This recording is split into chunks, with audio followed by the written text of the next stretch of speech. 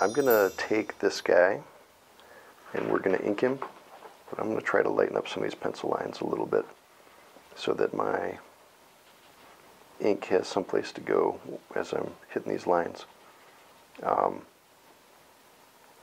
For me, I know that I'm going to deviate from these lines a little bit. Some people are very precise and go back over their pencils exactly. Or if they work in a team, the person who follows the penciler might go over their pencils very exactly. It's all depending on what happens after you work on this drawing. If somebody else is going to touch it, you might add more detail. If it's just you, you might leave it a little more open while you make certain decisions. And speaking of certain decisions, if you've been watching me do these, you might see me skip around a little bit, maybe going from one side to the other and then back. A lot of that is me making decisions as I'm drawing. I'm thinking about which way is going to be the best angle for my hand to follow a line. It might be partially, I feel like drawing that hand right now. And so it might be me worried about if I drag my hand a certain way, is it going to make something smudge or smear? So there's certain decisions that get made along the way, and they're not right or wrong. It's just you working through the drawing.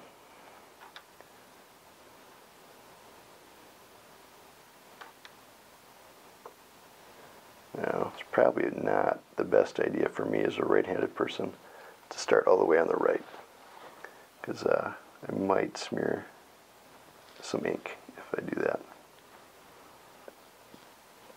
However, if this dries as quickly as I think it should, I don't think it's going to be a big deal.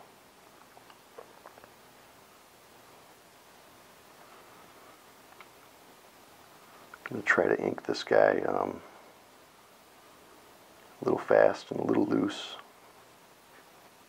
so that he's got some energy. He's already got an action pose.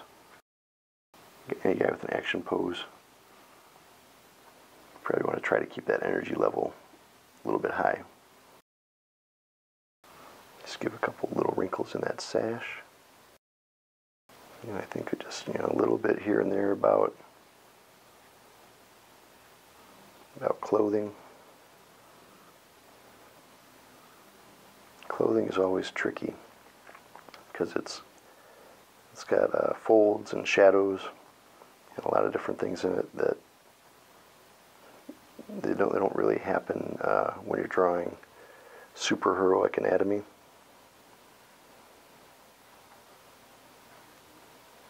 So sometimes you want to observe very carefully how clothing works. When you do that, you can create more realistic effects with your ink renderings or even your pencil renderings. This is sort of an example on the shin there. I'm going to do another one.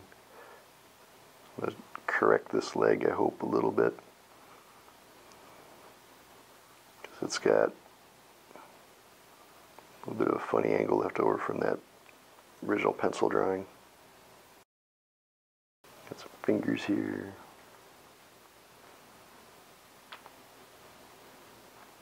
I love to do these crosshatch things. There are a number of techniques for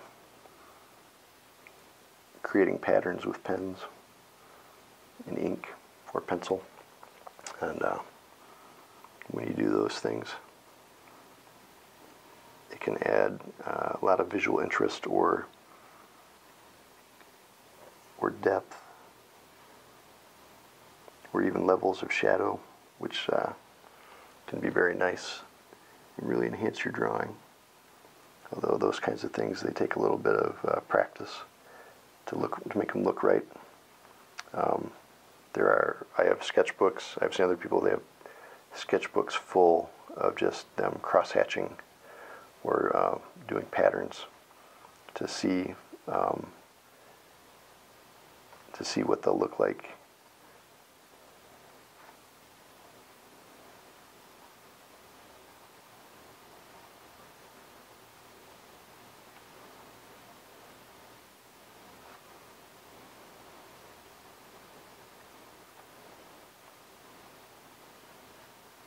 You can see that I'm not following all of my lines exactly as I'm reconsidering how some of these things lay out or play out. As an artist, you always have that prerogative to change your mind. Although it gets harder the deeper you get into a project. Because, as I said, we're inking right now. This gets pretty final.